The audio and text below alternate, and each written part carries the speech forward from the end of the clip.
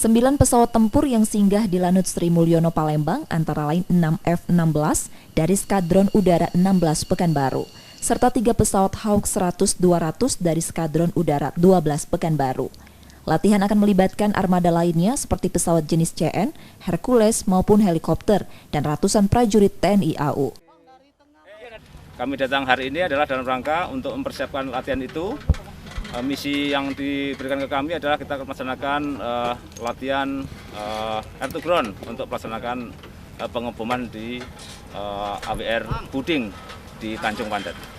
Jadi kami sempat landing di Lanut di Tanjung Pandan di ASH dan sempat mencoba profil untuk pelaksanaan pengeboman nanti pada saat hari Senin nanti.